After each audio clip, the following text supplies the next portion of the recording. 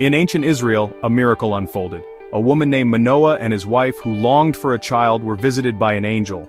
The angel brought them joyous news. They would have a son. This son would be extraordinary. He would be a Nazirite, dedicated to God from birth. His life would be a testament to divine purpose. He would never cut his hair, a symbol of his sacred vow. He would abstain from wine, showing his commitment, and he would eat only what was pure. This blessed child was Samson. Samson grew up to be incredibly strong and powerful. His uncut hair was a powerful symbol of his dedication to God. It was also the source of his phenomenal strength. He was unique. He was chosen. He was set apart. Samson was a spirited young man, often driven by passion and zeal. His adventures became legendary tales of courage and strength. Stories of his feats were shared and celebrated throughout Israel.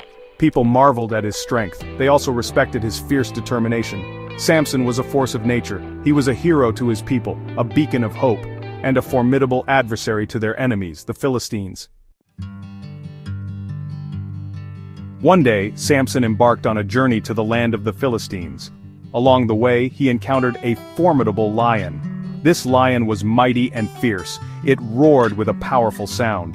With unwavering courage, Samson faced the lion. He overpowered it with his bare hands. Samson was no ordinary man. His strength was truly extraordinary. Later, Samson returned to the place where he had triumphed over the lion. He discovered a honeycomb inside the lion's carcass. Bees had built their hive there, and the honey was sweet. Samson tasted the honey. He also took some of the honey with him, and shared it with his parents. This event symbolized the blend of sweetness and strength that would define Samson's remarkable life. Samson found love with a Philistine woman. They celebrated their union with a magnificent wedding. At the feast, Samson challenged the Philistine guests with a riddle. He promised them gifts if they could solve it, but if they couldn't, they would owe him gifts. The Philistines sought help from Samson's wife. She convinced Samson to reveal the answer to her. She then shared it with her people. Samson felt deeply betrayed. He was hurt by the betrayal of his wife and her people. In his anguish, he took action. He defeated 30 Philistines and took their belongings. He gave the belongings to those who had solved his riddle. His spirit burned with a fierce intensity. Later, his wife was given to another man. Samson's heart ached and his resolve strengthened. He vowed to seek justice. He captured 300 foxes. He tied burning torches to their tails. Then, he released the foxes into the Philistines' fields. The fields, rich with crops, were quickly engulfed in flames. The Philistines were enraged. One day, the Philistines came to confront Samson. They were numerous. Samson stood alone, without weapons, but he found the jawbone of a donkey. He seized it.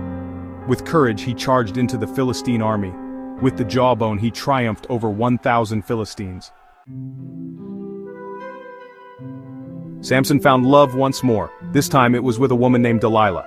The Philistine rulers approached Delilah. They offered her a bribe. They wanted her to discover the secret of Samson's incredible strength.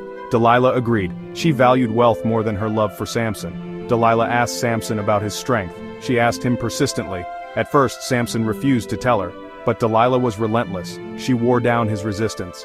Finally, Samson relented. He revealed his secret. "My hair has never been cut," he said. "If it is cut, my strength will leave me."